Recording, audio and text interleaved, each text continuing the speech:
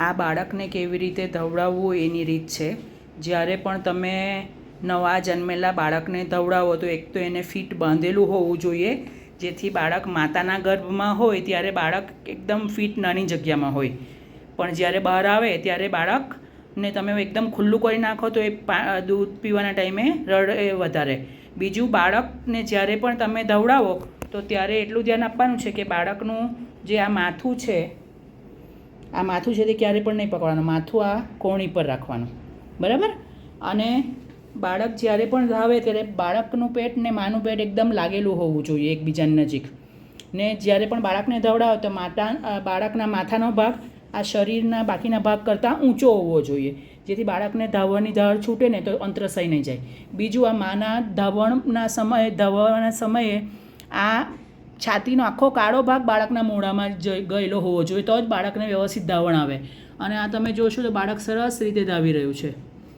ખેંચે છે, પછી વચ્ચે ગળશે, થોપશે, પછી પાછું ખેંચે છે, પછી થોપશે. જ્યારે બચ્ચું ખેંચવાનું ટોટલ છોડી જ દઈને તો સમજવાનું કે એ બાળક છે ને તે ઊંઘી ગયું. તો પછી એને પગ ખુલ્લા રાખવાના થોડા હંમેશા બાળકને ધવડાવવાના સમયે, અને એને ટપલી મારવાની આમ કહીને, એટલે એ ઉઠશે. એટલે પાછું જો છે ને ખેંચે છે ને દેખાય છે ને, આવું ખેંચવા માંડશે. એટલે એટલું ધ્યાન આપવાનું કે કંઈ જરા વાર ટપલી નહીં મારતા. બાળક થોડું ખેંચશે પછી ગળશે, થોડું ખેંચશે પછી ગળશે, બરાબર. તો આ ધ્યાન આપવું, ઓકે.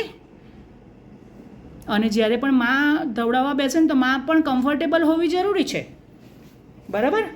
માને એવું થતું હોય કે બાળકને જો નાક દબાશે તો શું, એમ કરીને માં દૂર રાખે બાળકને, એટલે એ લોકો એટલે બરાબર આ છાતીનો કાળો ભાગ બચ્ચાના મોઢામાં ના જાય.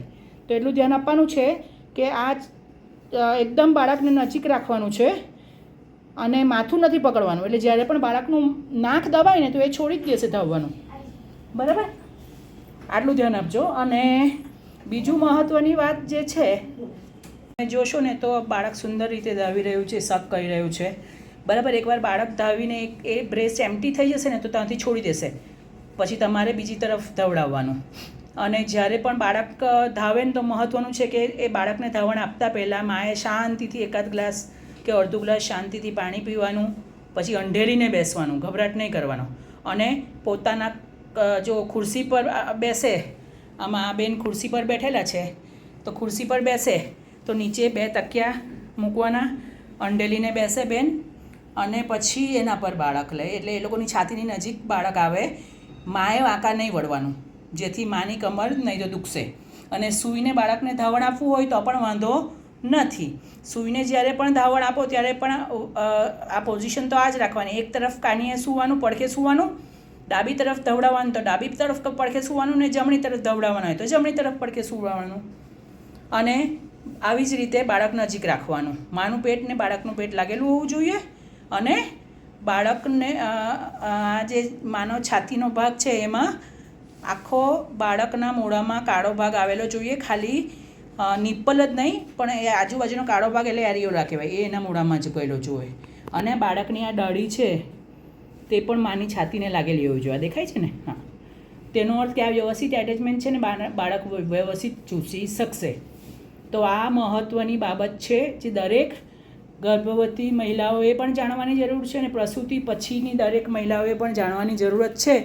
તો પછી બાળક તમારું ક્યારેય પણ રડશે નહીં. ને નોર્મલ ધવડાવ્યા પછી બાળક 2 કલાક સૂઈ જાય અને પછી પાછું જાગશે, એટલે પાછું આપવાનું. પણ દર વખતે બાળકને બંને તરફના સ્તન પર ધાવણ આપીને પછી જ ધવડાવવાનું.